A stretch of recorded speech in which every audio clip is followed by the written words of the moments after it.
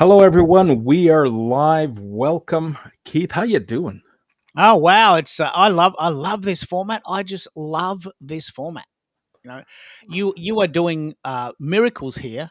We together are playing around with this sort of audio only format, and you've even taken it up a notch by adding polls and cool graphics and great backgrounds. So we really have a lovely format here, I think.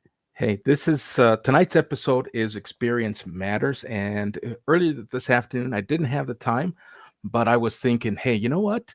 I I- I've embraced this new mantra: be seen, be heard, be remembered, and I think I'm going to tweak this intro video so that it's not just my business brand and Experience Matters, which is the show's theme, but I want to include a part that reminds people here's a platform that helps people be seen, be heard, and be remembered. Today, we're coming live through social audio. We are not jumping on camera. Uh, those who want to join us are more than welcome to participate. Join us on stage through their use of their avatar.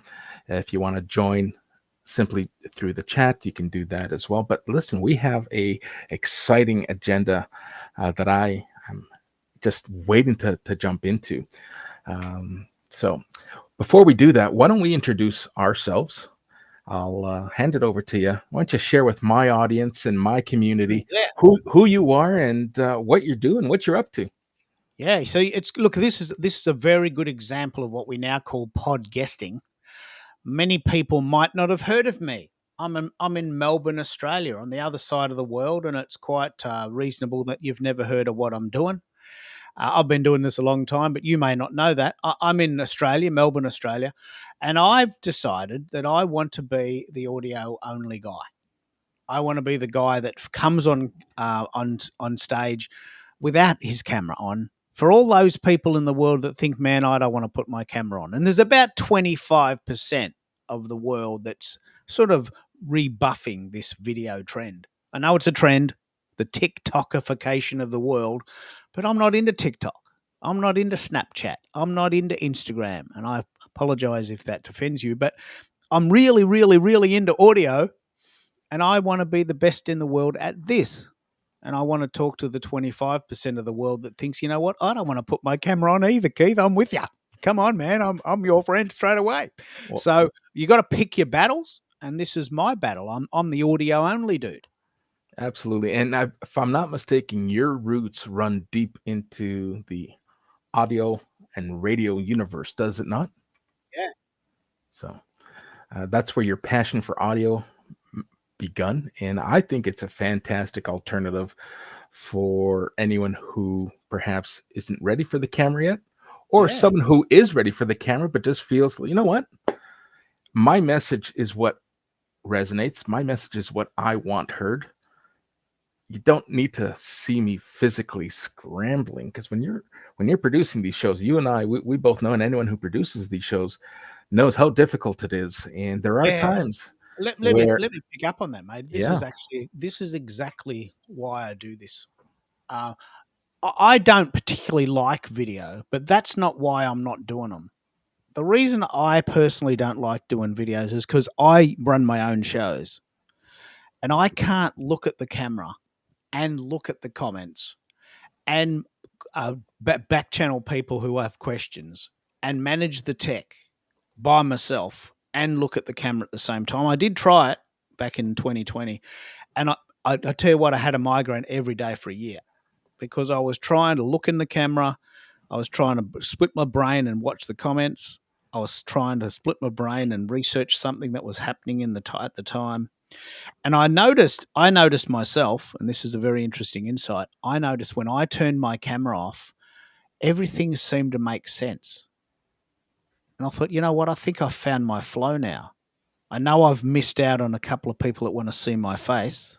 I don't have any objections to showing my face, but I just don't want to be looking at the camera all the time. And I don't like watching shows where the person's looking at the camera, but then they're not. They're looking at someone on the screen, and then they're making comments on six different platforms. I just find those pieces of content very distracting.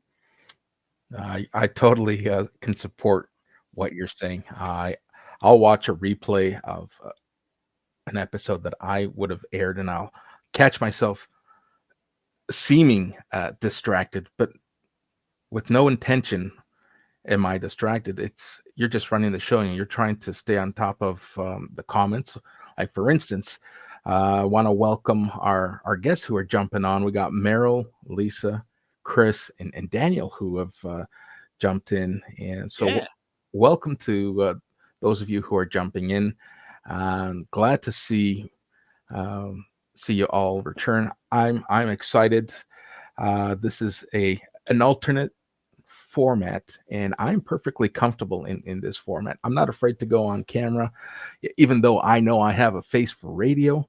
Uh, I uh, I just want to be able to come here, converse, and make sure that what was Mm. once just a keyboard presence is now diversified and given my audience an alternative, because not everyone can read into my tone when I'm typing Yeah. away, right? And being a keyboard warrior, we put all our love and passion into what we're writing. But I'll be honest with you, I'm not that great of a writer. Neither, nor do I enjoy writing, right? Yeah. So Well, can I here, ask about that, Americo? I've yeah, heard you mention absolutely. this phrase, and I've never dug deep into this. You mentioned the word keyboard warrior. Did you, at one stage, especially during the pandemic, did you sort of hide out behind your fingers and think, well, I'm creating a presence here, but all I'm doing is typing words on a page? Did you feel that was sort of in one way empowering, but on another way, bit of a cheat? It was the one of the key functionalities that I had to bring my personal brand was through my words. And it wasn't until late last year that I realized, hey, there's got to be a better way. There's got to be a different way, because what I'm writing may resonate with a very small percentage, and I might not be getting in front of that percentage. So what's next? What can I do different? How can I step outside of my comfort zone, build my personal brand, and add credibility and social proof? I talk about helping others be seen, be heard, and be remembered. How can I do that and step away from the camera, from the audio tools that we have, and just hide behind a keyboard? So yeah, I coined the keyboard warrior, but that's exactly what happened.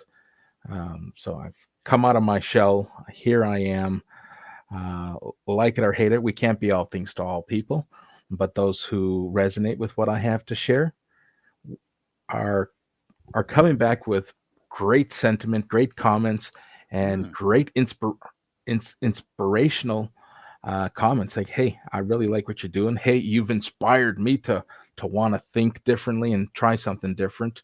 As a result, th- this this platform has brought, for instance, you and I together, and we're Yeah. at opposite ends of the globe. You've introduced me to some fantastic uh, people. Uh, Last time I had you on my show, you humbled me by sharing, hey, what was it, 125 new followers and connections that Yeah. you gained? Would I have been able to do that just by typing content and hoping that people would get to it? Probably not.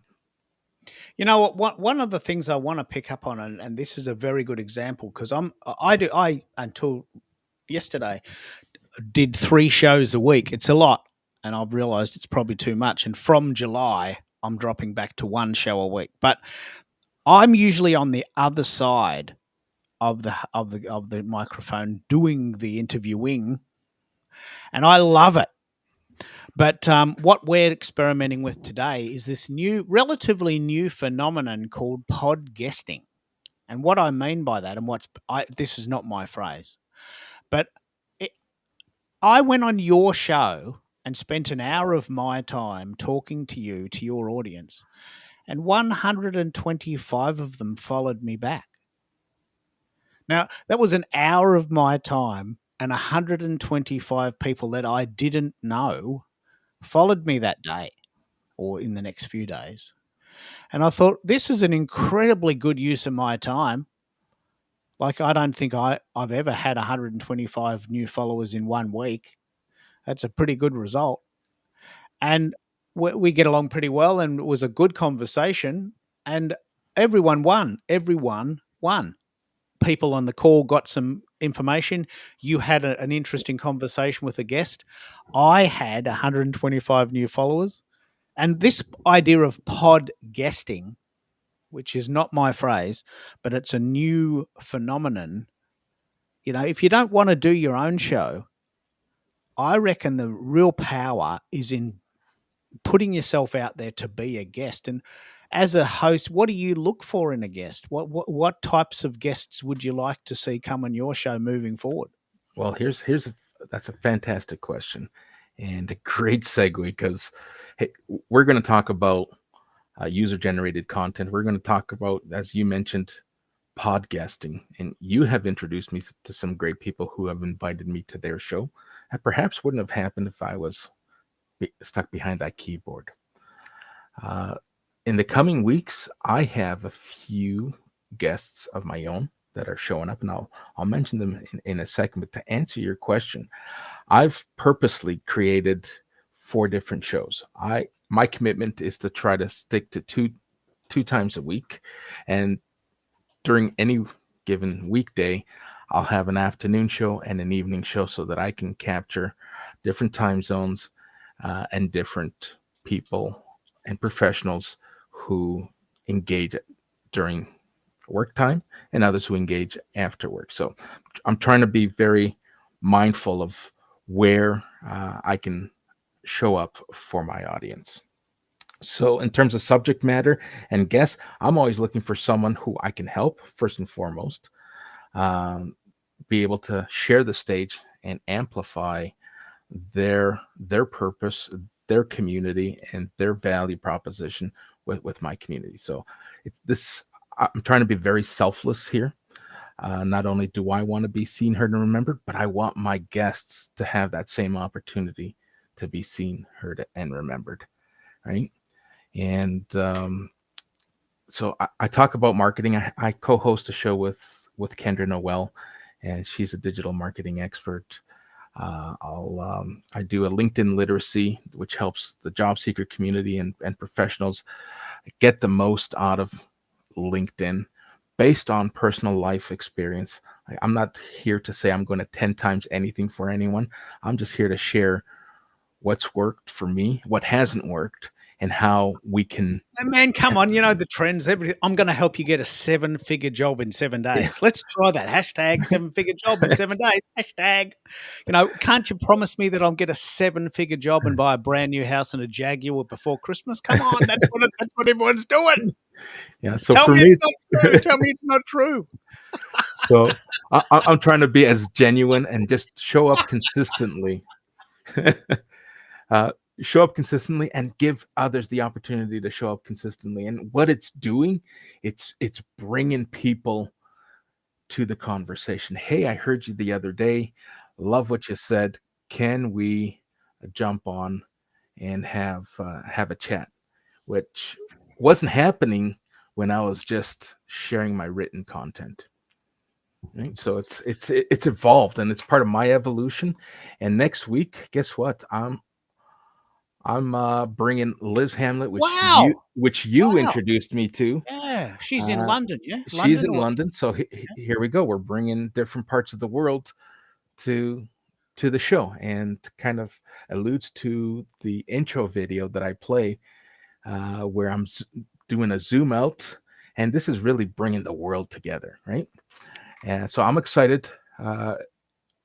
Liz is a business strategist and business coach. So there's a lot of synergy. Strategy with attitude. Yeah. Strategy. That's correct. That's her handle.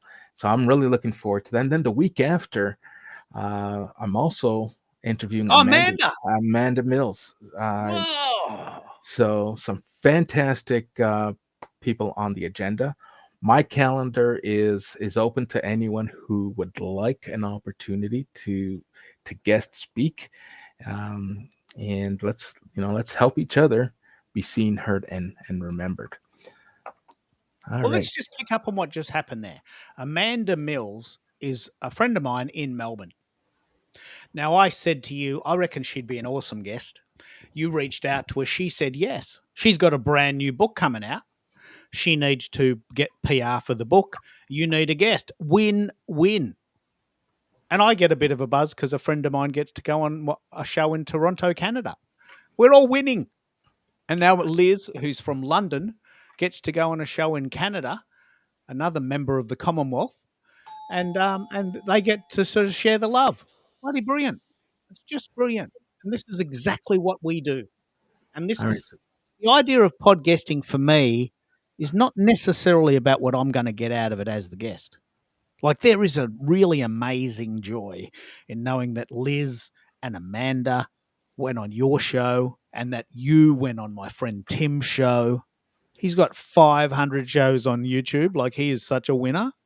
He's doing what we're doing, but he's got his camera on. And, you know, this is just amazing. Just amazing. So we got We're all- someone at the door. Okay. Knock, knock. Knock, knock. Did you hear that? I did. That was clever. All right. Let's see who it is. Hey, it's Chris. Chris, how you doing? Welcome to the stage. Why don't you introduce yourself? I am so humbled and honored to be here with you gentlemen tonight on Wonderful Wednesday. How's your Wonderful Wednesday? And as for you, Keith, it is already Transformational Thursday already. You got a day. Run me through them. You've got a day for every day. Tell me, what is it? It's Wisdom Wednesday or Wonderful Wednesday. Wonderful Wednesday. Yeah. Transformational Thursday. Fantastic Friday. Super Saturday and Sunday. Marvelous Monday. And, of course, Transformational Tuesday. Oh, Transformational Tuesday and Transformational Thursday. That's good. TTs. There you go. Chris, welcome. I don't think we have met, or if we're connected. If we are, fantastic. We should be, absolutely. Yeah. I would love that. Absolutely, sir. And thank you for having me on. Like I said before, I greatly appreciate it because I truly believe, America, when you are just willing to say yes and you just are willing to show up, great things not only will happen, but they can be done from a place of intention, inspiration, and of impact if you just allow that to occur. I totally agree. I didn't realize, and I'm almost ashamed to say that it took me longer than I had expected, or longer than I had wanted, to realize how philanthropy here on LinkedIn opens doors and opportunities. And I can't say that enough. You know, everyone wants to monetize something, and you come at someone with a pitch and you get that door shut in your face. But you come at someone with, you know, here's what I'm giving. I'm giving someone an opportunity to join me on stage. And if you give, guess what? Yeah, karma will come back and reward you in some shape or form. Yeah, the way I articulate it, America, is just simply this.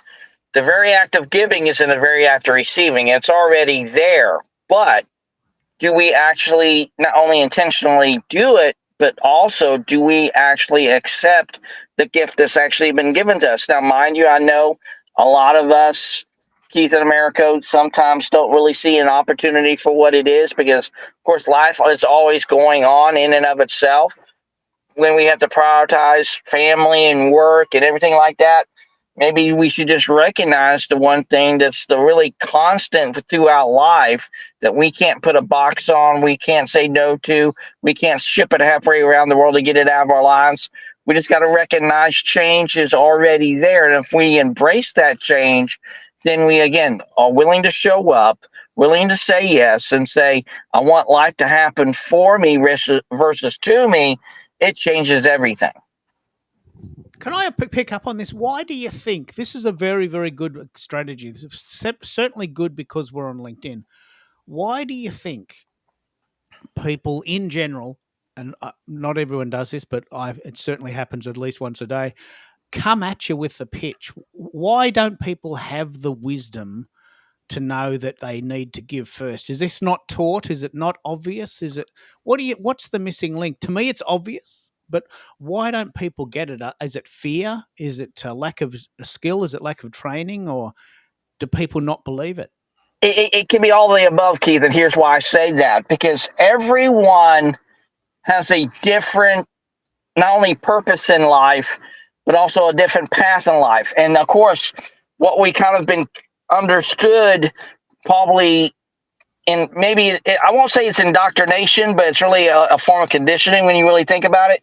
We've been conditioned to believe that we have to follow a certain set of not only standards and rules of the road, so to speak, and say, this is the way you got to look, this is the way you got to talk, this is the way you got to connect, when in fact, it's not about all those other things that we kind of get you. Like you said, it's probably could be about fear. Hey, I'm not good enough because I don't have 10 PhDs. I don't have $10 million in the bank.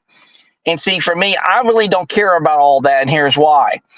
Because I've been on both sides of the spectrum. I have been homeless for over 2 years, didn't know where my next meal was going to be, didn't know where I was going to have my next roof over my head.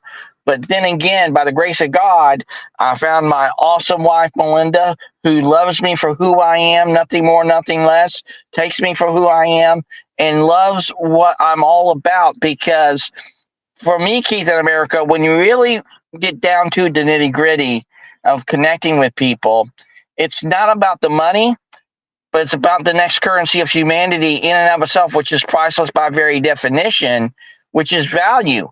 And we've been told we can't put a price on life 110%. But see, we get so caught up in the Flintstone kind of mindset that we keep up with the Joneses, that if this guy's doing this thing, I got to do the exact same thing. When in fact, you don't. You got to choose your own path. And for me, Keith, in America, it's about recognizing this very simplistic, not only idea, but framework that we can all work within in and of itself when we just, again, allow it to occur and say, hey, I'm going to let choice be the ultimate path to freedom. Because then when I start choosing my life instead of dictating the life that I want, which to a certain degree I understand you can design your life in the way that you want to do it, and that could be a form of dictation maybe, but it's not one of a negative connotation on it. But when you say, I want this for me, and this is the way I want to do it, maybe for me to get that, maybe I could be willing to let go of not only what I fear to lose, but let go of everything, even maybe the very outcome that I want. Because maybe I'm not necessarily the smartest person in the room, but if I surround myself with people who know what they know far better than me, I truly believe clarity is not just a singular kind of individual event. It's literally a community event, because then once I bounce off ideas of America and then off you, Keith, then that's how the pathway to clarity comes more in focus, because then again, we recognize maybe alignment and agreement not only are interconnected to each other, but also they can see that for themselves and say, hey, I could be interconnected with Keith on these particular things, but not necessarily America, but I might be in alignment with America on these kind of things. But you let that be the starting place from them and them alone, not from you. Because when you start dictating that kind of rules of the road or rules in engagement, and you put up these barriers in and of itself, which don't really need to be, but when you kind of put up that defense mechanism, the next thing you know, you really are distancing yourself and maybe from other people from opportunity, connectivity, wisdom, knowledge, and everything in between. Brilliant, man! Do you want to pick up on that? I don't know where to start. That's just a whole masterclass, isn't it? We got you there, America. Have you lost the mic? And now a word from our sponsor. Take myself off. Take myself off of mute here. If Meryl is still in the room, here is a message from our sponsor. I know he gets a chuckle out of it.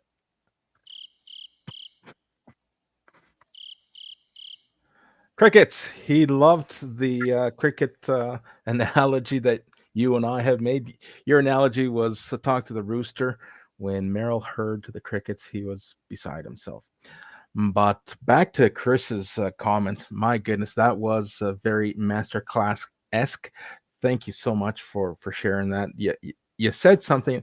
Now, I can't remember what big personality said it, but isn't there a quote that suggests if you're the smartest person in a room, you're probably in the wrong room?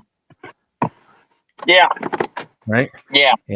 And listen, I've always, and I try to check whether it's people want to call it my ego.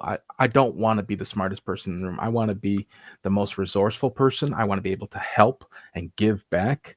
And anyone who's worked with me has really come to appreciate that. You know, on the surface, I might not come across as soft-hearted, but I genuinely am. I will drop what I'm doing to lead, support, and develop someone and help them reach their milestones. And that's how I get fulfilled, is by helping others. You know, Yeah, absolutely. And when you really think about it, Americo and Keith, when you just are willing to provide yourself, and not necessarily a money mindset dynamic, but truly of one of great wisdom, value, just wanting to meet them where they are and everything like that, that's going to be a great thing, because when you just allow that to take hold, the next thing you know, one foot begins with the next foot, and then next thing you know, it just the momentum carries into everything. absolutely. And you know what? I'm gonna kind of segue. You talk about momentum, and I love the shows that I do. I To the point where I have people now asking me, it's like, America, where do you find the time and the energy to be live so often and so frequently? And listen, when you're doing something you love doing, the time is a second thought. It doesn't. You make time because it's part of what you love to do. It's part of your Let me pick up passion. on that, Americo. Yeah. I actually think that if people ask that question, that might be coming from the exact opposite position. You know what? I don't want to do it. I don't know how you have time to do it. Like, I might ask the same question of someone, mate, how do you have time to mow the lawn every week? Well, I love mowing the lawn. I just find the time, man. I hate mowing the lawn. I never have time for it, and I don't want to do it. If someone mowed the lawn every day, I would have the same question. How do you find time to do the vacuuming every week? You know, well, I just find the time, Keith, because it cleans the house. But we love doing it. Like, this is our thing. Like, there's nothing else I'd rather do than this, right? So it's not like I'm finding the time. I get to do this. We get to do this. Like, Yeah. we just, like, everyday citizens of the world get to do this. Can you believe it? Got a little studio in the back of my house, and I get to do this. There's nothing else I'd rather do. Yeah. Because Me as well. And see, Keith, I love that what you shared there, because again, that goes right to what I said earlier about just showing up. Because when you are willing to show up and you're not expecting, I think this is a big thing too as well. When you're not expecting anything from anyone else, and I think that's another big thing. We got to end up getting this kind of dichotomy that if I give you something, you got to give me something in immediate return. You got to do that, when in fact you don't. And for me, the way you can really do that and add value to people is, again,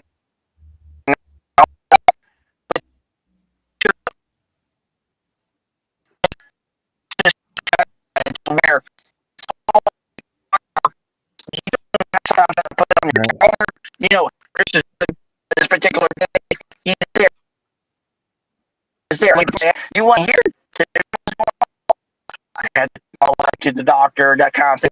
And see that over and over. Right. Chris, you're breaking up. Uh, I Let will me just jump in there, Americo. go Play a ahead. little sound. Let me just change the tone, clean it up. Hey, man, we're back. Chris, there's something going on with your mic. It was very distorted right from the start, but now it's very choppy. Now my gut feeling, I'm trying to work out this. I'm guessing it's VoIP. You've got an internet-based telephone. It's very distorted, and now it's not working at all. What do you think, America? This is a very important point, because this is an audio-only format. This is all we have. So if it Yes, doesn't sound good, it's bloody hard to hear. it was difficult to hear Chris there at the end. F Perhaps he's driving or he's on the road and, an overpass of some sort or maybe some power lines will bring him back on stage when he's, able to. I'll continue the conversation. We're talking about, how do I find the time uh, to stream and show up live so frequently? And you know what? I started to give it some thought, and part of that thought was, how can I optimize and make the best use of my time? And I wrote something out this week, and I shared it with you. I think you were one of the first people that I shared it with. Oh, I love this. Uh, Yeah, let's pick up on this. It This is was really, really it was good. Oh, this the is really good. content, my content trilogy strategy. So here I was up until last weekend competing with my live events and my content strategy. So the two of them were going toe to toe, trying to get people's attention and community attention and engagement. And it wasn't until that question was posed, how do you find the time? It's like, well, how can I make more time? And what I've decided to do was build my content strategy to have it complement my live show. So the whole trilogy was just a play on words. But hey, what you're noticing and what you're seeing or going to start seeing from my community and from my space are polls, short form content that will set the stage for my live events. And we'll be able to talk about and bring quantifiable information to the show. I now know who's engaged, gives me an opportunity to personalize some invitations because I have the capability to reach out to poll respondents. Hey, thank you for answering this week's poll question. This week's poll question was, do you think that LinkedIn is the new YP? And we'll get to that in a moment. And those who engaged in that poll, I now know that I've piqued their interest, I've piqued their curiosity. May not mean they're going to have time to show up for the show, but at least I have an audience whose interest I've piqued, and I want to bring value to them. So now I can start my invitations based on those who participated in the polls, or it could just be short form content. Next week we got Amanda and we have Liz showing up. I will start promoting and do a little bit of a bio to pique the interest and the curiosity to bring more people to my live events. So that's, I want to pick up on this. This is so good. This is especially relevant because we've got May the 4th be with you coming up soon next week. And the force is strong with this one. I can't do a Yoda voice. The force is strong with this one. Try or don't try. But you're talking about content trilogies, and the idea is that the live show is the thing. It's the point. It's the centerpiece. But most people don't know that we spend hours behind the scenes before the show doing the prequels, the show notes, the polls, generating interest. Most people think we just turn up on a random time at 10 minutes before and just push go, which is, of course, not the truth. We actually have these really lovely strategies, and you've actually now put this out really strongly. And then the third part, which we'll talk about in a minute, is this after show party. What can we do with this content? The user generated content, this idea that you came on the show, which parts did you like best? And what did you learn? And share that with your audience and come to the next one. And it becomes this lovely infinity loop. And as an example, Americo and I did a show 2 days ago. 8 pieces of content have been taken out of that one show, and we've had 250 replays since. Now, that's just a lovely win for us. We did the show, we loved doing it, but it didn't disappear. 8 separate pieces of content have come as a result of that, which will feed into the next show. And the infinity loop builds, doesn't it? Now you've put structure behind this. Absolutely, and it brings clarity. That's the best way to describe it. It provides clarity for my content, my agenda. I am now visually making sense. There's a format. There's I don't know how else to describe this, but it's structured. You know that the polls or the short form content is going to bring attention to the live show. The live show is going to bring, whether it's through user generated content or simply creator based content. At the end of my shows, if I learn something, there hasn't been a show where I haven't walked away with a new key learning from someone, whether it's their comments, whether it's joining us on stage. I'm always learning something. And sometimes it's those comments and that engagement that segues into, hey, here's another great show idea. How often have you and I, like, especially your shows go on for a lot longer than mine, but the conversation, you're not filling dead air at any point in your shows. Once your audience shows up, you may have an agenda, you may have some speaking notes, but that conversation evolves and flourishes, and then you nurture that conversation to the point where, oh my goodness, here's a great lesson to lean into and create another show out of it or another agenda. It really quite literally is an infinity loop. Like you got to start somewhere. So you start with your first show, and I'll talk about this in a minute because I've got a new show starting in July, and we can even use this as a case study. I know I've got a show starting on the first Wednesday in July, Tuesdays in the US. I know that's happening, so I've got a couple of weeks now to build that. That's my prequel. The show will happen, and there'll be cool people on that show, and they will create content, and that show will build the next show, the second Wednesday in July. And so once you understand that there is a system behind this, it's very easy to repeat it. And there's nothing to copyright. I'm not going to send this in, put in a $97 ebook and sell it on Clubhouse. You know, there's no secret sauce here. We're just doing it, right? And we love this so much that we're just talking about it. It's not even giving it away. We're just simply explaining what we do because we do it. Absolutely. It's not an ebook. It's not for sale. It's not some magical formula that you have to go into a secret cave and I'm going to put a hood on you and burn candles. I'm just sharing what we do. And because we're doing it. Like, it's the best form of learning, isn't it? Action. It's the best form of learning, isn't it? Yeah, I'm going to put that on a t-shirt. Action. It's the best form of learning. I might even turn that into a song. Action. It's the best form of learning. Action. You know that we're yearning. Action. Just bear with me. I'm gonna channel my internal sort of 70s vibe there. That's awesome. But you know what I mean? I mean, so many people hide these bullshit stories behind an ebook and some mystery product.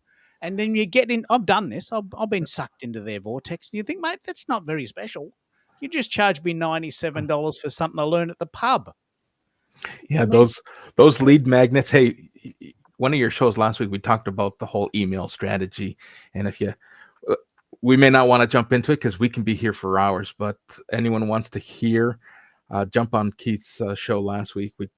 Keith and I and a few other listeners, we shared our sentiment as to where we stand on email marketing, and there were people who were for it, and there were people who were against it. I understand the premise. I understand the value. I believe it doesn't have a place in my wheelhouse. At least no one's been able to show me how to effectively implement it.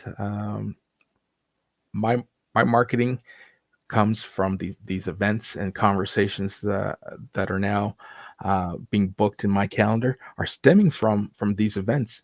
So this trilogy is golden. I think you're right. What we were alluding to there, and I better get off my whole horse, but a lot of these lead magnets, which are designed to get your email address, are very simplified things that are not that valuable.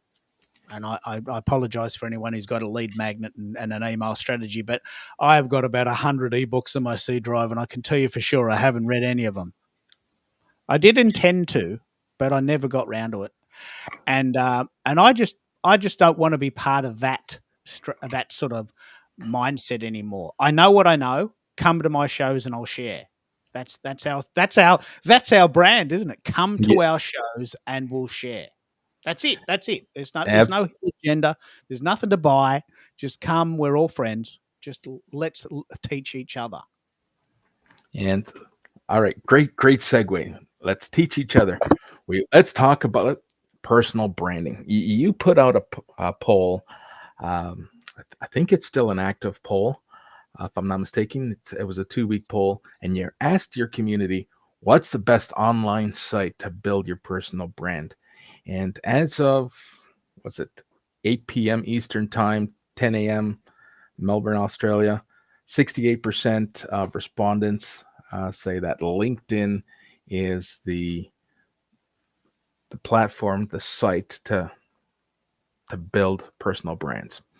Now, it's not to say that we can't effectively do it on other platforms, because there are people who are leaning into the other platforms. So it's viable. It can be done pretty much anywhere. But our community leans heavily on building a personal brand here on LinkedIn. And this is part of one of Keith's prequels. Share a little bit about how this came about. Yeah, so I really, really like a premise called Ikigai, which is a Japanese principle for meaning in your life. And there's 4 basic principles with Ikigai. One is, what do you want to do? What do you want deep in your heart to do, like as a task? I mean, everyone wants money, but what do you want to do for that money? The second question is, what does the world want you to do? I might want to do car racing as a Formula One. I don't, but I might. But no one needs me to do that. And I might be able to make money out of it, but it's pretty difficult. So what does the world need? What does the world want you to do? Right? And if you can get those 2 in sync, then you're halfway there. The third one, which is a sort of a career question, which fits into your career show, is what do you think you can get people to pay you to do? If you're very, very good at something and someone else isn't, they might pay you to do it because they don't want to do it. If you're very, very good at your lawn, please contact me and I'll pay you $50 a week to mow my lawn because I don't want to do it. But you might love doing that. If you love mowing the lawns, please contact me. I don't want to do it. And I'm quite happy to pay $50 secretly out of a secret account, which my wife will never find out about. And then she'll come home one day and she says, oh, thanks, honey, you mowed the lawn. It doesn't look good. Man, that's so good. Oh, let's go out for dinner. You've earned that. I'm going to try this. So this is a very good example. If you loved mowing lawns, what does the world need? The world needs people to mow lawns, and people will pay you to mow lawns. So if you mow lawns, you are never going to be short of a job. And the fourth one, this is the very, very, very important one, is what are you good at? You may want to be good at mowing lawns, but you might actually be pretty bad at it. You might be pretty lazy, or you miss the edges, or you don't know how to make it look good. So using the lawn as an example. So this is called Ikigai. Now, the reason I'm mentioning this is my polls all come from this position. And to the point of the personal branding one, I said, look, I've got 4 ideas for shows. This is a previous poll, setting up the prequel. I've got 4 ideas for shows coming up in the next few weeks. What do you want me to talk about next? 1, building your personal brand. 2, how do I market my online events? 3, I really want to start a podcast. And 4, how do I make myself sound better so I don't get that choppy sound? Now, 68% of people said, overwhelming spike, mate, I want to learn how to build my personal brand. Wow, okay, the audience has spoken. The audience wants to know how to build a personal brand. Good. Now I know that. I've got a show about that soon. Here's the link. So that occurred to me to say, well, okay, if you want to build a personal brand, and that's what's currently happening right now, the live component, what site do you think you would like to do that on? Do you like LinkedIn? Do you hear a lot about TikTok? Have you a bit of an Instagrammer? Are you still using Facebook? Or maybe you've got a YouTube channel, right? And that stat, which is live now, as of today, still a couple of days to go, is exactly what we're talking about from the point of view that people want to know how to build a personal brand, and we're helping doing it. I mean, it's just a circular discussion. You want to know how to do it. I'm learning how to do it so I can teach you how to do it. It's genius, isn't it? I mean, it's an infinity loop. Absolutely. So I want to be the guy who people say you got to talk to America when the conversation starts with, who do you think can help me be seen? Who do you think can help me get my voice and my message and my narrative heard? And who do you think can help me build my business so that customers remember me and become advocates? So I can't say it enough, and I will say it until it becomes ingrained, be seen, be heard, and be remembered. And I want to be the name behind that phrase that I. Can we just address the obvious question about bias? Yeah, absolutely. So we're on LinkedIn, and we've got a poll on LinkedIn about LinkedIn. Now, what's going to happen there? 68% of people are saying, well, I'm on LinkedIn. What do you want me to say? I'm on LinkedIn. I love LinkedIn. Of course, I'm going to pick LinkedIn. But the obvious answer to that is to do a poll on every site. But my answer is the best type of marketing to do. This is not my phrase, but I'm very happy to make little songs about it. The best type of marketing to do is the marketing you will do. If coincidentally 68% of people said, mate, I really want you to set up a TikTok channel, the answer is no, I'm not doing that. I don't want to. I don't care if TikTok's a trend. I don't want to do it. So a trend is only relevant if it's fits with your journey. LinkedIn is a site with 1 billion users. Here's that graphic coming up. It has 1 billion users. We're here now. Why don't we start there? The question really in the polls is really just to get the question out there. If you really, really, really want a YouTube channel, then do that, because one of the most common answers in the poll, if you go and read the comments, is, look, to be honest, the best type of marketing is the site that you stick with. If you're on YouTube, then go with YouTube.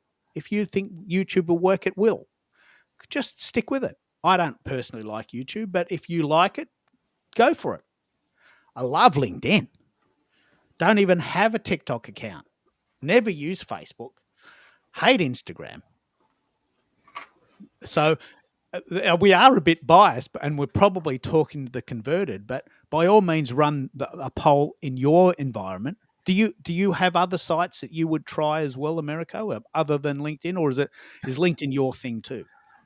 LinkedIn leads the pack out of all my social channels, but you've sparked another idea.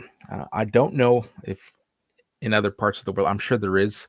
I can't imagine there not being, but we have a community-based platform here in my area. It's called Nextdoor, and it's very niche. It just allows different. It's somewhat like a BNI type of environment, but it's not exclusively business related. It's just community members sharing and just being community members in a virtual platform. I am going to drop a poll question, because I'm sure all of these people who live around me are professionals. So we're going to test out the LinkedIn bias And I'm gonna Yeah. I'm gonna Yeah, run get a on the I'm site, gonna run yeah. a poll simultaneously on LinkedIn and put it out to the community here on this network, now our Nextdoor platform, and see how the two will vary, if Yeah. at all. Yeah. So thanks for that, Kendra. I really appreciate this. And look, it is a bias. We're on LinkedIn. Of course, we're going to pick LinkedIn, unless you hate it. And if you hate it, why are you here? Of course, you're going to be here. Like, of course. What's your favorite language in the world? Well, I can only speak English, so I've got to say English. Can't speak Spanish. I don't know what that sounds like. I don't know. I don't know what you're talking about. Don't talk to me in Spanish. I don't speak Spanish. So thanks for that, Kendra. It's a very strong bias, and she says that she has Nextdoor as well. Yeah. So that must be sort of a North American thing. I haven't heard of it, but it's a neutral force that gives us a very strong. If you did this poll on Facebook, of course, everyone would pick Facebook. Yeah, so it'd be interesting. Another experiment for us to put in uh, our our resume and work with it. I just want to pause here for a moment. We have a lot of people who have jumped in, and I think I may have been neglecting the comments. If there are any questions, I don't know if I missed any. I'll be sure to jump back in and answer those. But if anyone wants to join us on stage, I am more than happy to bring anyone who wants to join the conversation. I'm going to drop the stage link once again and invite anyone who wants to Can join you us. also send it to me and I'll send it out? Yeah, absolutely. I'll copy and paste that. So I'm happy to ad lib if you want to do that in the back channel. Yeah, go ahead. One of the things we've noticed with LinkedIn, and you may not know this until you actually do a show, it's extremely hard for the host to send the link out while he's talking. Like it's impossible. I can't do it because I can't chew gum and walk at the same time. I tried it yesterday. Chew gum, chew, walk. I'm getting good. I can chew gum and walk at the same time if I really, really, really, really try. So I can't do two things at one time. Boy brain, right? So to be able to send the link and talk at the same time, it's like splitting my head open. So, but I'll do that for you while you're talking, and I'll go and see who's in the call that I'm following or that connected to, and I'll send them the link and they can join us because we can have actually up to 10 people. We can have up to 10 people, and I'm excited to see that we're simultaneously streaming on not only LinkedIn, but we're also streaming live on YouTube. And we've hit a record number of participants on my YouTube channel. It's only 3, but hey, it's not 0. And I want to celebrate the fact that we have an audience. Yay! And we have a winner. One of the things that Restream does, and let's try to do this, guys, for Americo. If we can get 100 comments, you'll get a special badge. You know that? This is the pretty cool. Restream gives you a little badge once you hit 100 comments. So let's see if we can get 100 comments. Just go crazy, invite all your friends, say hello, just say anything. We just got to get up to 100. And then what happens here with the algorithm, we're playing the game now, is that LinkedIn goes, man, this Americo guy's a bit of a dude. Let's put that out. Let's get him a bit of a sort of rock star status. So if you've got any questions, if you've got any comments, if you've got any mates that thought might benefit from this, if you're sort of having a bit of a watch party, tell the world, because LinkedIn wants us to converse and it's looking for those triggers. And one of the triggers, I don't know if you know this, Americo, but if you can get to 100 comments, you go into a very special club. You go into this very special room and they give you extra goodies. So let's see if we can get 100 comments. All right. We must be getting pretty close. We must be getting pretty close, I reckon. All right, folks. You heard Keith. Let's try to get to 100. I'd love to see what that looks like. Love to see what kind of goodies and what color the badge is. So while we do that, why don't we jump into the next poll question that was being bantered around. Can UGC content effectively promote a personal brand? Very good question. Listen, I didn't think it could, but I was thinking I was going about it all wrong. So UGC to at one point for me was reposting someone's post, and it got very little traction, it got very little engagement, and when it did, it really it was tilted in terms of whose audience it was serving. But when you come up with organic content and you mention someone and you amplify someone through your thought leadership, then let me tell you, it's game changer. And you and I have not only experimented, but it has now become part of our content strategy and just part of our personal brands as to who we are and what we want to do in terms of bringing value to each other's community.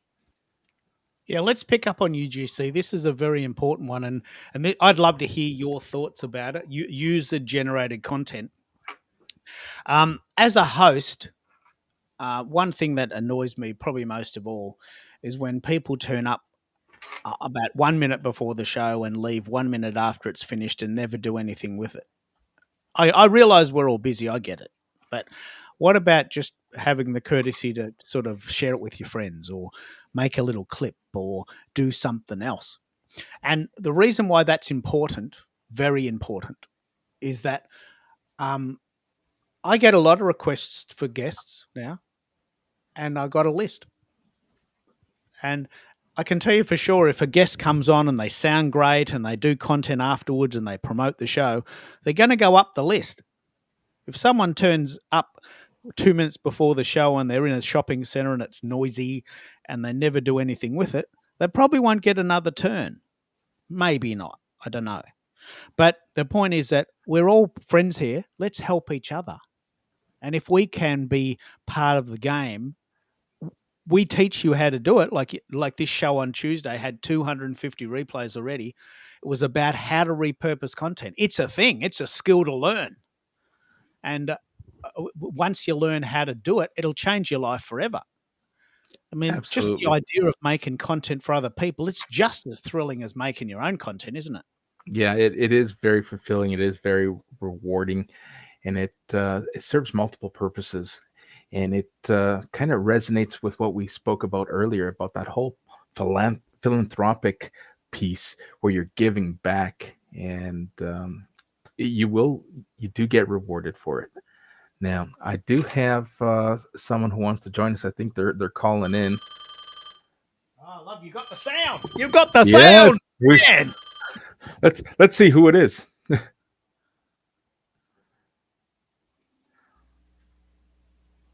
Hey, Kendra, how are you? Hey, America. Well, I'm good. How are you guys? Not too bad. Thanks for joining. For those who don't know, Kendra is joining us from Casper, Wyoming. She is my co-host on the strategy session. Welcome to this evening's session. Why don't you introduce yourself and join the conversation? Thank you. I can't tell you why I'm so nervous. You and I go live all the time, but for some reason, hopping in the backstage, I'm like, got this ball of butterflies or something. I'm like, okay, we're getting ready to go live unexpectedly. So I think that's the part that's making me nervous. But my name is Kendra Noel. I do marketing strategy for service-based business owners. And yeah, I just really enjoy these lives and the conversation. You guys are talking about stuff that's, in my world. So I thought I would join. Thanks for having me. Well, thank you. What is it that resonates? What is it? What part of your world would you like to share with our audience?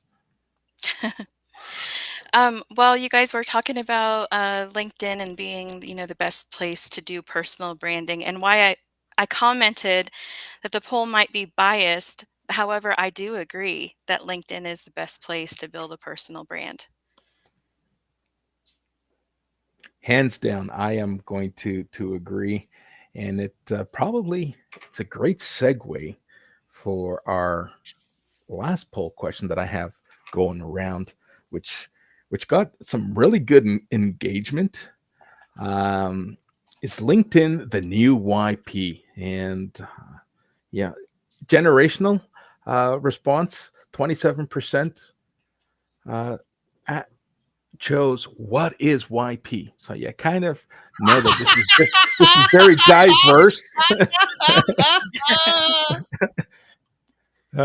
So I'm for on the cusp. I had to think about it for a minute, and then I picked up what you were laying down. we were on the remember we were on the call at America, and I said, "Oh mate, these bloody acronyms. What's YP?" Because Keith, don't you remember that little yellow book that used to come in on your, once a year and be thrown at your doorstep? Oh, you mean the yellow pages, that sort of 20th century idea? And then I researched it. That like the yellow pages stopped being printed in every Western country in 2019. I mean, there's people on this call that have probably never seen one. Yeah, Mhm. there's very likely people who have never seen one, and they might be on this call. But it was one of your shows that it came up and it triggered. And here's another example how something that someone says on someone else's event triggers a thought that piqued my curiosity, and I put it out to my community. And I can't remember if it was Mike or Bez, or may have been even someone else. It's like, hey, today when you need a service or you need a product, where do we go? Right? The stats say that over 80% of all buying decisions start online, which is astounding. It might even be higher than that by now. But the same thing can be said to a professional service. If you need an accountant, if you need a digital marketing professional, where are you going to look? People no longer go to the yellow pages. People do voice searches on their mobile devices, but there is a tremendous amount that rely on LinkedIn. Hey, this is where the professionals hang out. This is where businesses hang out. Let me go see if there's a accountant in my area. Heck, it might even be someone that I'm connected with. So for those who aren't showing up and aren't working on developing a personal brand, you're missing out because people are using LinkedIn as a search engine. LinkedIn themselves no longer call themselves a platform. I can't remember what article where I read it. They now consider themselves a search engine. Oh, I love this. Pick up on this, Kendra. What do you think? Oh, I think that I take people a lot more seriously if they have a LinkedIn presence, and I think that that is probably true for people who are on the LinkedIn platform. If they're thinking they might need a new service provider, they're going to be looking for someone else who uses LinkedIn, and not just someone who set up a profile and hasn't touched it for 3 years, but someone who's active on the platform, talking about the area of expertise and establishing that authority. Absolutely. Do we Keith? want to touch on how to build on LinkedIn? I mean, I'm pretty proud. I'm trying a little experiment today about pod guesting. My record so far is that 125 new followers followed me as a result of going on your show, mate. You are the king. You are the Wow, kingdom. that- 125 new followers. But what is the secret to building on LinkedIn? I agree that you go to someone's LinkedIn page and they've got 53 followers, no posts, never posted, don't know what they're doing. It's not very good, is it? It doesn't build confidence, does it? No. So it's all about building community. And we touched on this earlier. You got to build with a giving intent. You got to, and when you're giving, you're giving away information, you're giving away your thought leadership, and you want to build trust. To build community, yes, we can build a community filled with vanity, with millions of impressions and hundreds of followers. But if what you're bringing to your community isn't resonating, and you're not getting people engaging, and you're not getting those people to share their thoughts on what you bring to them in terms of value, then it's all for naught, right? Now, we got someone else at the door. Why don't we see who it is, and let's bring him in. All right, we're coming. Hey, it's our friend Lachelle. Let's let her in. Hello, Lashana. How you doing? Glad to see you guys. I love that doorbell. I mean, I'm really feeling like I'm coming in the room. I love that. Well, welcome to the stage. Why don't you introduce yourself and jump right into the conversation? Share your thoughts with us. Well, thank you so much for having me. I am known as America's Supermom. My husband and I have 15 children, and I'm a media strategist. I help you to monetize and create a global impact in the world through media. So I'm excited to be here today, loving the conversation. I think I saw this poll earlier around, the best place to build your brand. And, my answer's still the same. My answer is that wherever you're going to be the most active, because a lot of times when it comes to building relationships and getting started with your business, you're following some of the people that are inspiring you. And one of the things you may try to do is do everything that they're doing, and that can leave you overwhelmed, exhausted, and not getting any traction. So I always say start out where you feel that you're the most active. And eventually, as you get a routine and a system in place, then you can start branching out into other areas. That's a very, very good statement. Now, if I can piggyback on that and I'm going to ask a question because is it most active or most effective? Because I can go on TikTok and be very active, but if I won't Mm, be effective, that's a right? good question. So, yeah, I Yeah. think Well, I know for me, when I consider being active is, who you're engaging with. If you're on an app and people are sending you messages or introductions and you're not actively engaging in that, you're going and responding to those like weeks or months later, that's a problem. So I think, when I think of active, it's you would be on an app, but it is a give and take, like anything with business. So if you're just scrolling and just looking, I don't consider that being yeah. active. Well, I can tell you, if I put on a mankini and went dancing around, I'd get millions of views. People mocking me on LinkedIn, on TikTok. I would get. It would be a mock fest, and there would be a lot of engagement, but I wouldn't be very effective. I can assure you. Yeah. Uh, Can I ask? I'll pick up here if you like. yeah, absolutely. Go ahead. So, I've worked out my routine in Melbourne, Australia. Is I meditate from 6:30 till 7. I get my clear head, and then I have what I call my LinkedIn Power Hour from 7 o'clock until 8 o'clock because I usually do a show at 10 o'clock. So that hour, I'm very effective. I've said hello to some of the followers that followed the night before. If I get 125 in one day, I apologize if I can't get back to you. But I say hello to some of the people that have followed me the night before. I'll have some questions from the previous show. Some of the guests would have had some UGC that we can bounce off. And so that power there, that LinkedIn, for me, the LinkedIn Power Hour is my ROI. I do work the day before. I wake up and there's 16 messages. Now, some people might think that's annoying, but that's 16 people that have questions for me. Hey, little old me. And there's 16 people that are asking my advice on things. I mean, that's ROI.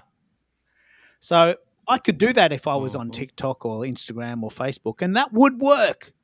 But I don't resonate with those sites, so I don't check them. And I know this for sure because I spent 2 years trying to build a Discord community, and I think you were part of that with me, Americo. It was very, very, very difficult. The same amount of effort, almost zero return.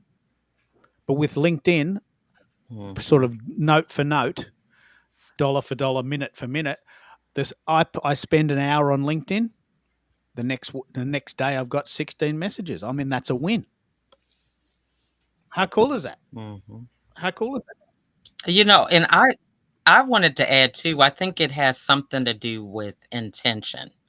I remember when LinkedIn, started these audio spaces because I have a very active community on Clubhouse. So when the audio came over to LinkedIn, you could be in hundreds of rooms and, participating and sharing and inviting people.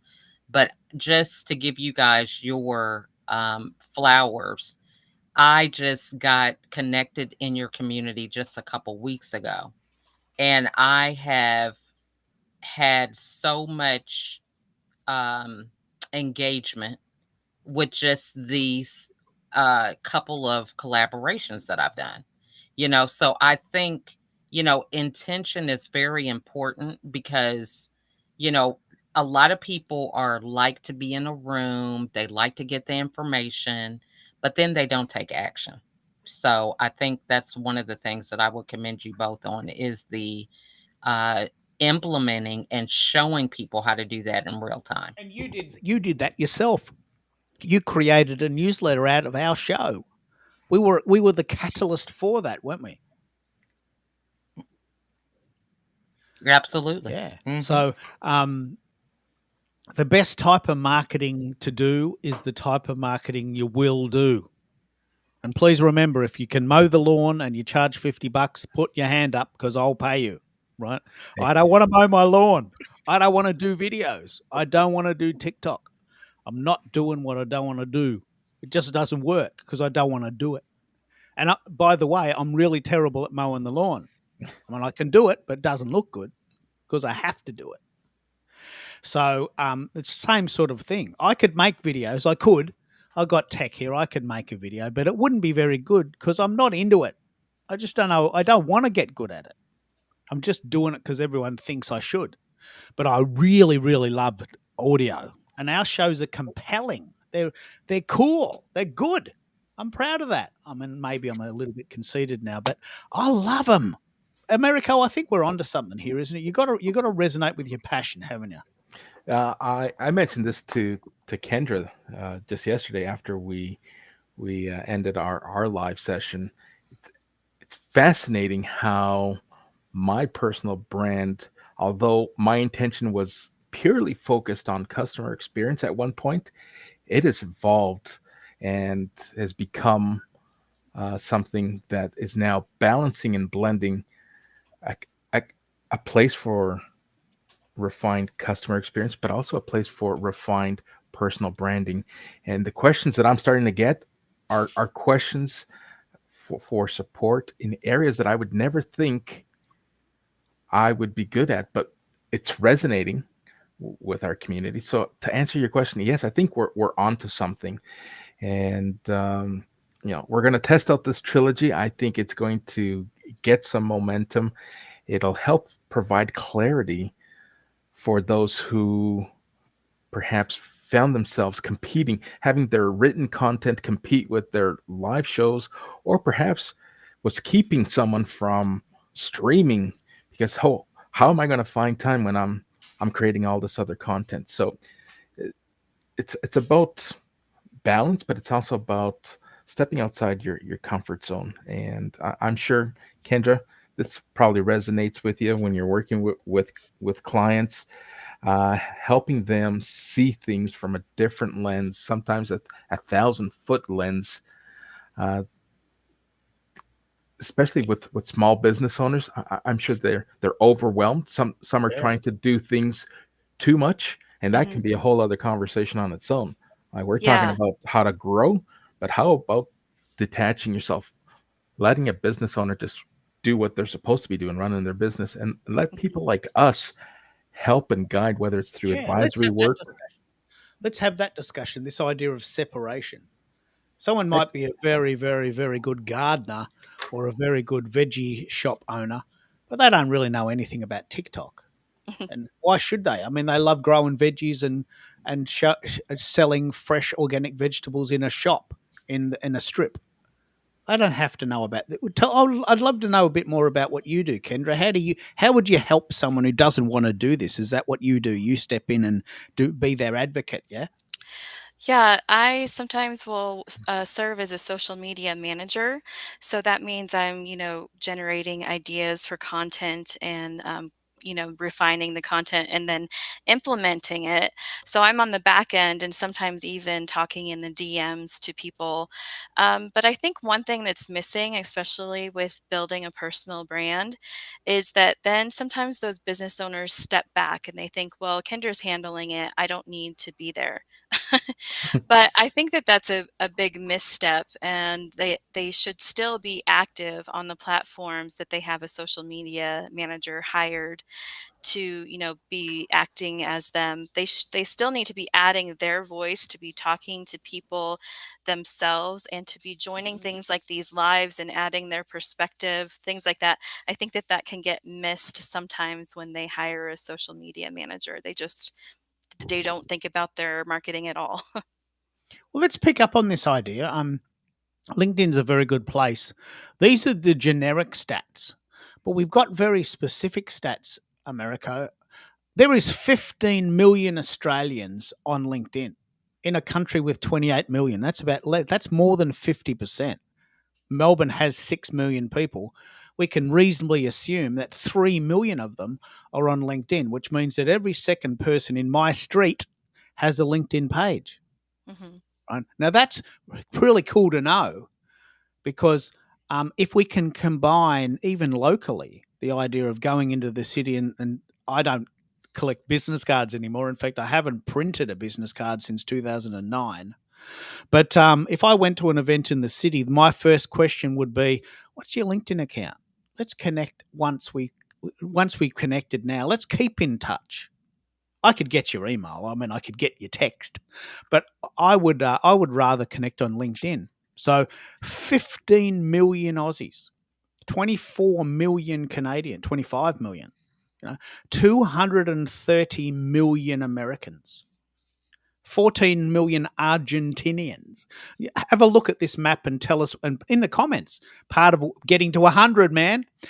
Where are you in the world, and how many people in your country have a LinkedIn page? Look at the map, do some math, make a comment. I'm in Melbourne, Australia. 15 million Aussies have a LinkedIn account. That's 15 million potential conversations. It's very, very inspiring, isn't it, America?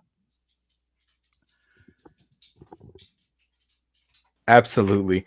I just came up with another idea, more for comic relief. I'm going to take this and I'm going to put our thumbnails where we reside, just to demonstrate in the future wow. show. Let's try to create a map and bring the community together, just to demonstrate the LinkedIn effect where Oh, we're let's do that. residing. We're going to do that. Yeah. So Yeah. stay tuned. If we're not connected, please reach out. And if you don't reach out, you might hear from me. Wow. We're just filled with effects today. I love it. Imagine that. Like, I mean, we know for sure. Australia, Canada, America. They're the ones on the call. But we've got Mexicans, we've got Jamaicans, we've got people from New Zealand, we've got Irish people, we've got people from the Republic of Korea, probably. And all we need to know is, where are you? And just let us know where you are, and have a look at the map and how many of your fellow citizens use LinkedIn as well. And do you know any? So it's very, very, very inspiring. Like, it's an extremely inspiring experiment. So let's do that, America. Let's do that. We'll do so. We're going to do Canada that. and America and Australia covered. Yeah. Several of my buddies from New Zealand come all the time. Lots of my friends from Argentina. Richard's from Brazil. I've got a big following in Mexico. It wouldn't be hard to cover off on some of these major ideas, would it? And I'm going to jump into the comments, and we talk about repurposing. This will be a spin-off from today's show. Here's who showed up in the comments, and here's where they're showing up from. And I'm going to drop your your headshots that are on your LinkedIn profiles, and I'll drop them into this map. So stay tuned. Let's see what we can do with this. I'm excited now. Yeah. I was skimming through the comments in the chat, and Merrill has a special request. He heard that there's a rooster in the sound effects. Can you give Merrill? Actually, I tell you what, I can talk rooster, so I'm actually going to do a bit of a tag team. Listen to this. Hello, are you there? I am, but I'm a long way away. Well, come over, because I wouldn't mind having a chat. All right, I'll be there soon. I just made that up. But the point is that I can talk rooster.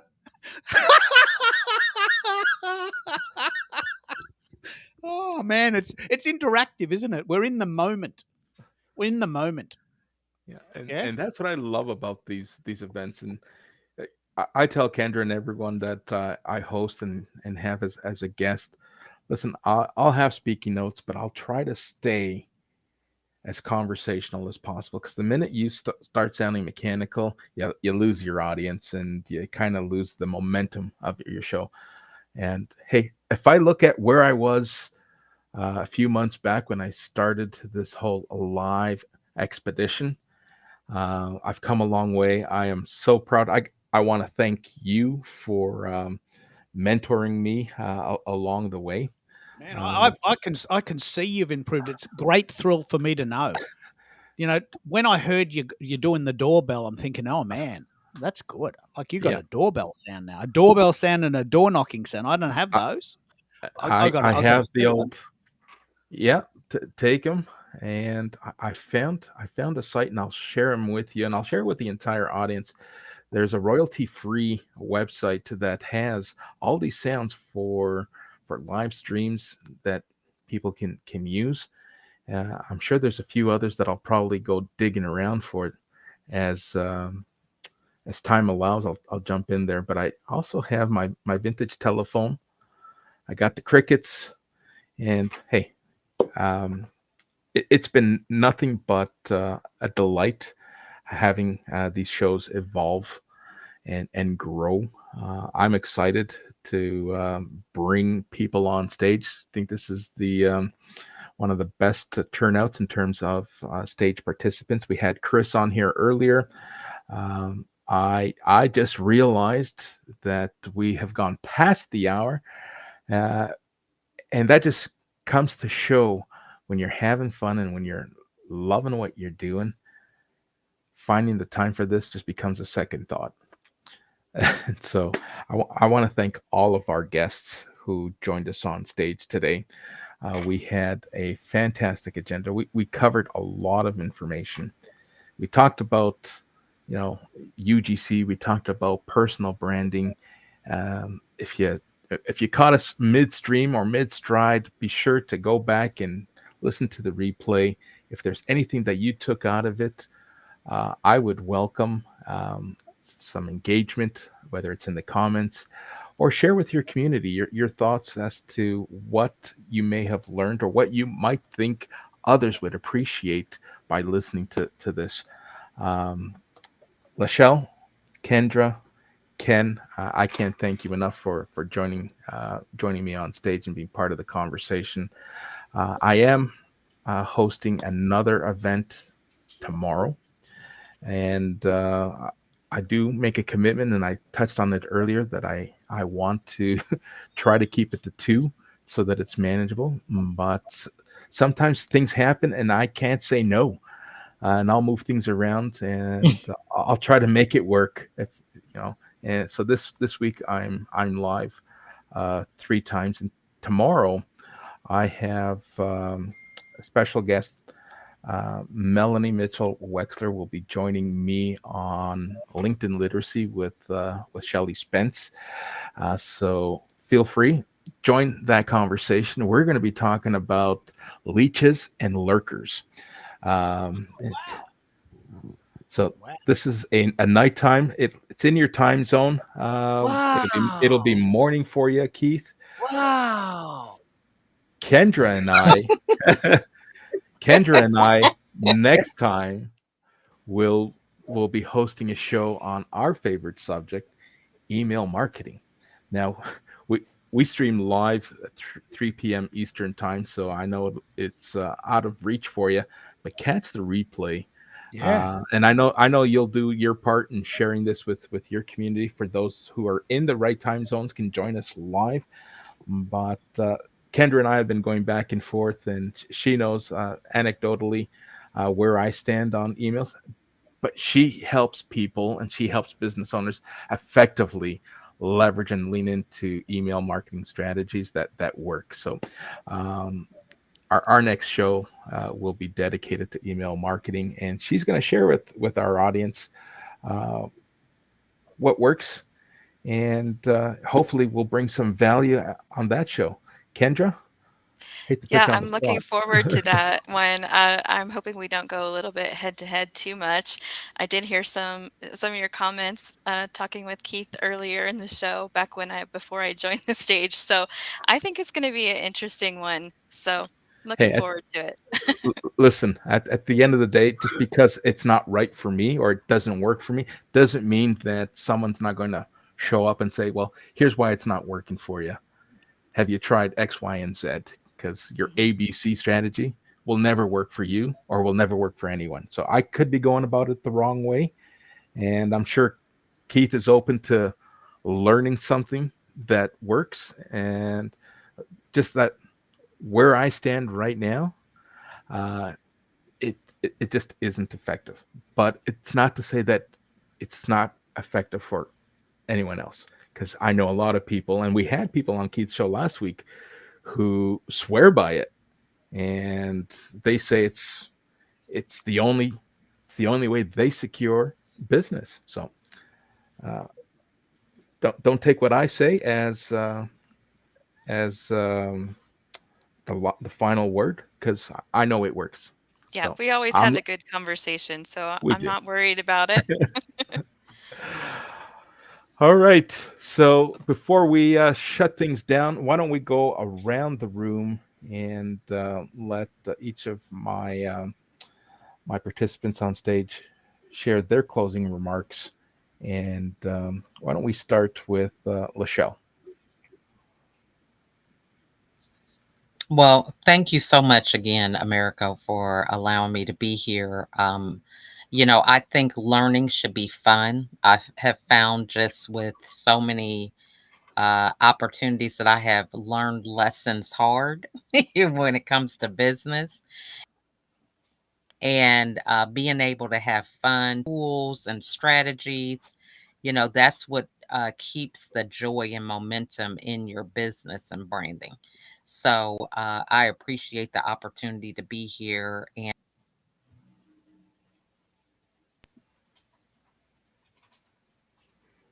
All right. So we lost you there there it is.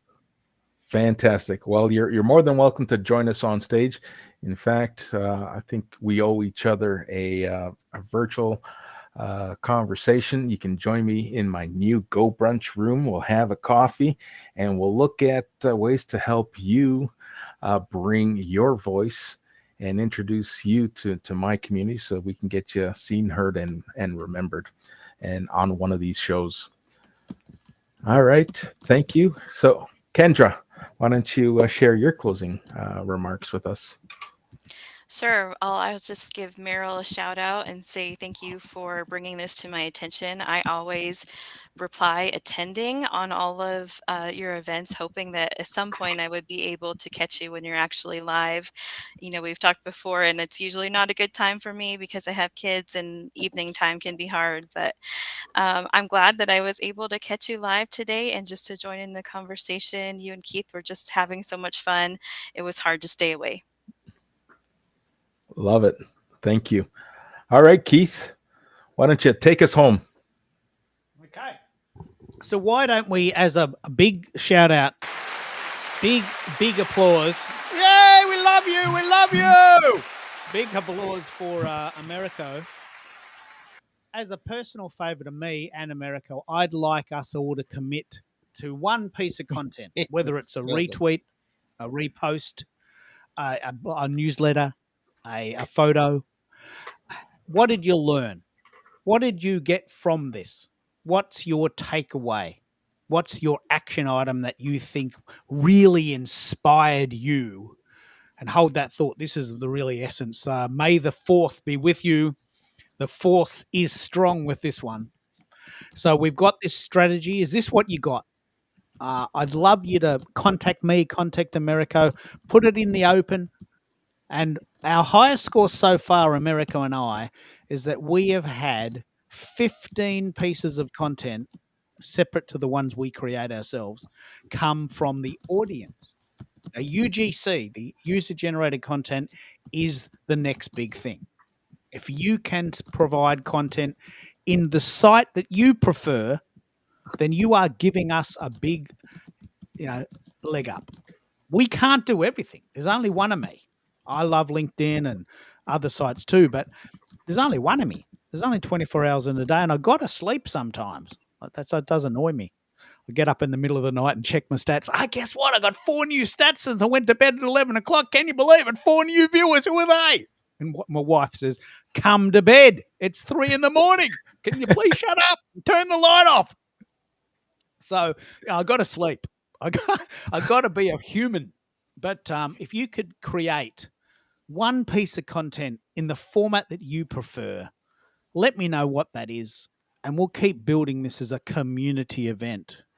I think that's just a lovely gesture, and it's just a lovely goal, isn't it, Americo, to sort of build everything out? Yeah, absolutely. I appreciate for you putting that out there. And I appreciate those of you who will become new community members, new connections, new collaborators.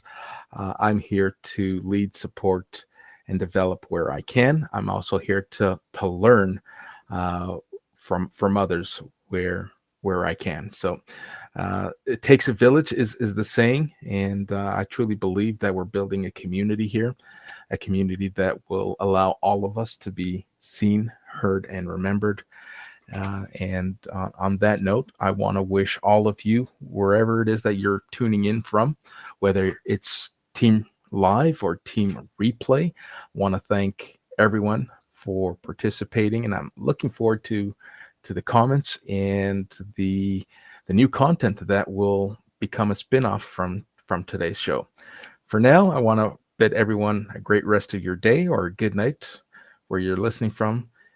Have a wonderful day. Thank you very much for showing up for us.